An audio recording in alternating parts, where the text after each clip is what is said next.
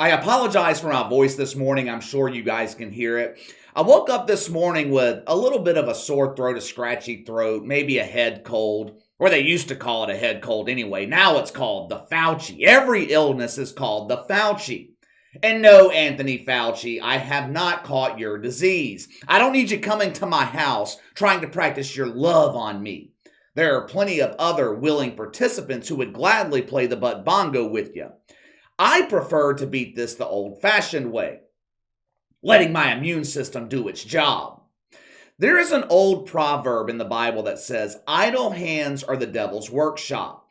If you look at people who stay in and out of trouble, most of them have one thing in common: too much time on their hands. When I was younger, throughout my teenage and college years, I used to stay in trouble. I wasn't a bad kid. I wasn't knocking over liquor stores. I wasn't stealing cars or anything like that.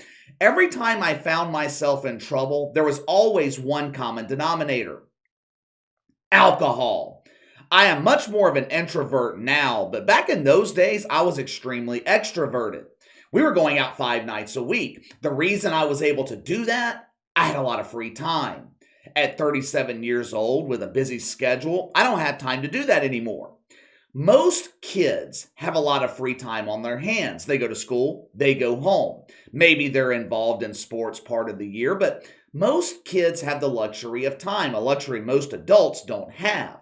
Unless, of course, you're a woke shitfuck. Then you have plenty of time to find different ways to use garden tools. Us normal people, we go to Home Depot looking for supplies for home improvement projects.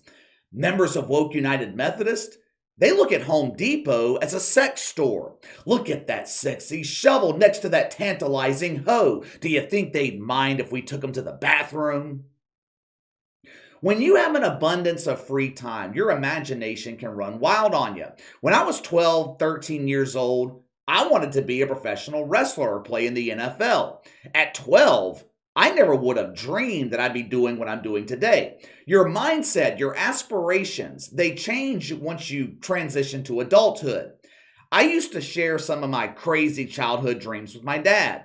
He would never shit on them. He would never discourage me, but he knew my son's not going to be a fucking wrestler. The dreams I had as a child, those were normal childhood dreams. At 12 years old, if I had approached my dad and said, Platt, that's my dad's middle name. I've always called him that. Platt, from now on, you will call me Christina instead of KC, and you will use she, her pronouns when you address me.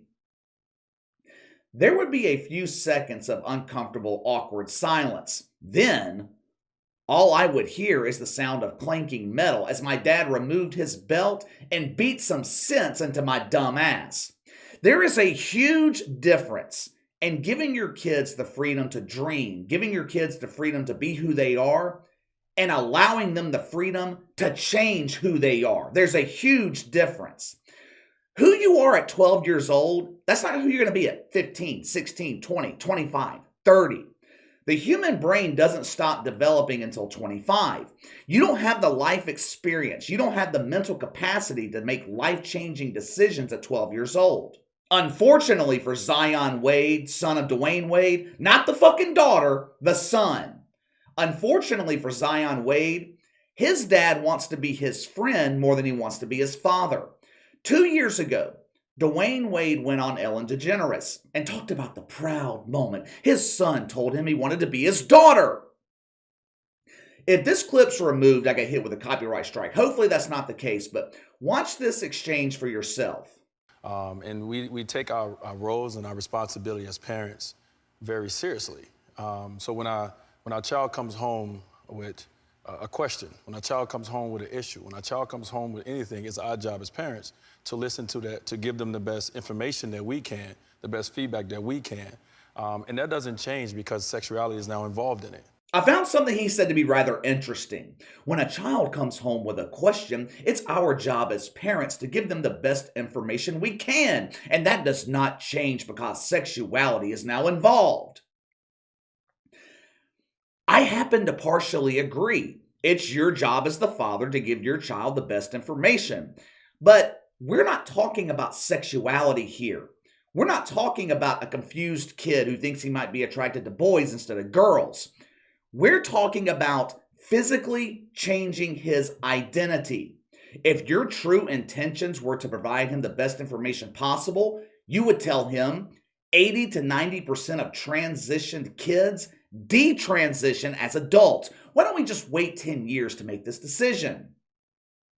That's what a real father would say, not Dwyane Wade. No, no, no, no, no, no. Why don't you ask your stepmother? She just parked her broom. Go ask her and see what she says. Oh, Zion, honey, I think it's absolutely fantastic that you realized your dreams of becoming a girl. Let's go pick out dresses and I'll teach you how to apply makeup. Dwyane Wade claims his son's known since he was 3 years old that he was supposed to be a girl. I find that incredibly hard to believe.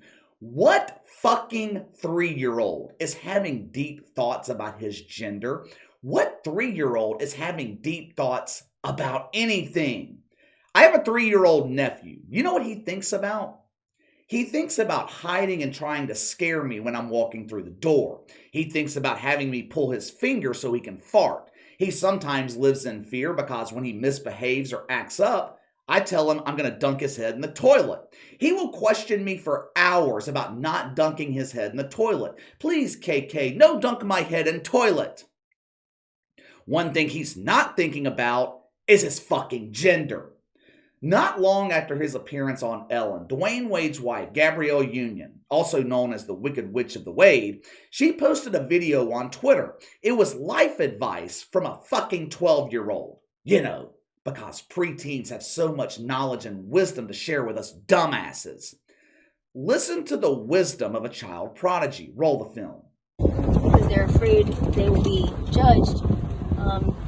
I would say, don't even think about that. Just be true to yourself. Because are you really even, what's the point of being on this earth if you're going to try to be someone you're not? It's like you're not even living as yourself, which is the dumbest concept to me.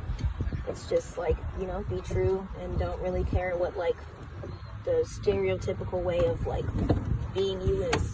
Even when people are being mean, and even when people are getting hurt because they're trying to be themselves, and even through that, you still want people to make sure that they live their truth. Yeah, I think I know it can get tough, definitely. But I think you push through and you be the best you, and especially more recently, it's become more accepting, even though there's obviously a lot of people out there who still are set more in the back in their days way of mind. But I think even through hard times, just you gotta just push through. I mean, it's worth it. I feel like it's very worth it when you reach that point of yourself.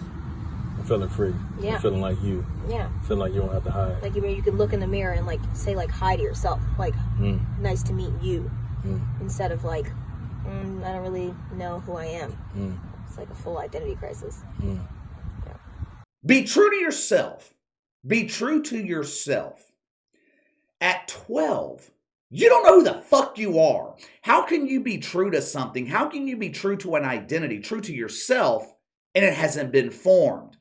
It took me over 30 years. It took me going through a lot of shit to become who I am today.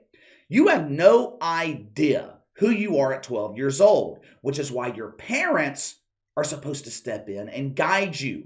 They're not supposed to allow you to make life-changing decisions. But KC, it's his body, his choice. No, the fuck it's not. It is his body, but at 12 years old or not 15 years old, it's not his choice.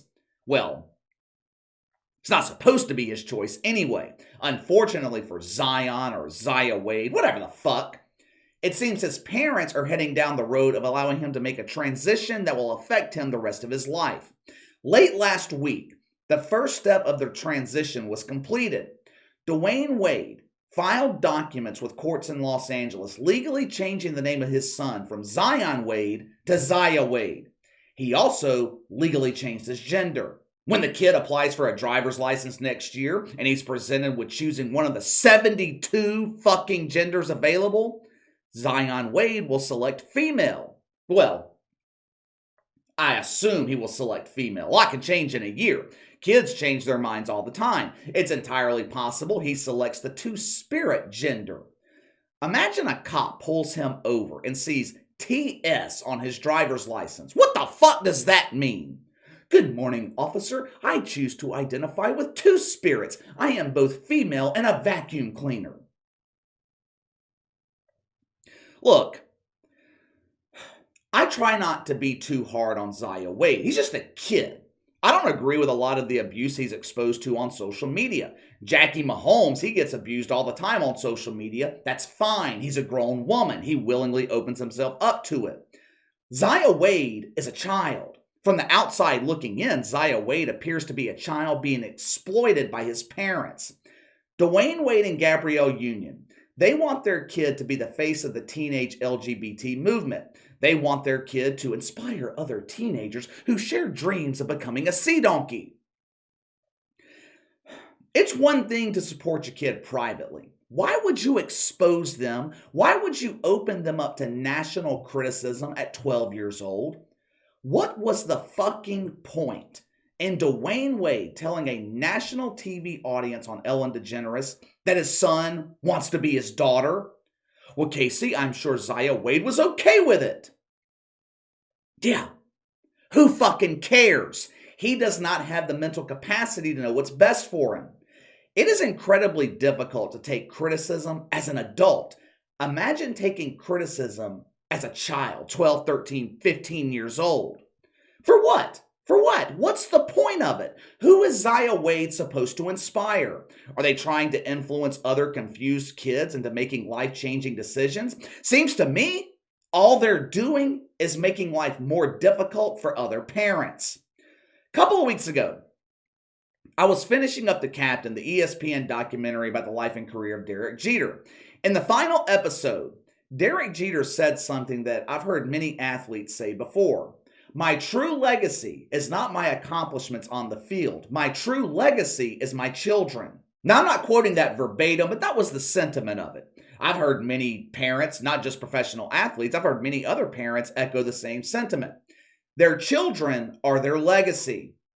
Dwyane Wade had a legendary career in the NBA. He has a legacy in the NBA. But if his true legacy is his kids and the movement he's pushing right now in support of his kid, what kind of legacy is Dwyane Wade leaving behind? I'll let you guys answer that question. Also, give me your thoughts on Dwyane Wade allowing his son to legally change his name and gender. Do you think the physical transition from boy to girl is going to be next? Do you think Dwyane Wade will allow a minor child to physically transition?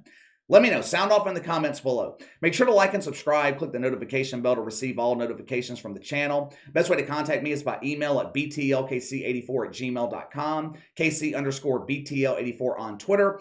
I'll see you guys later.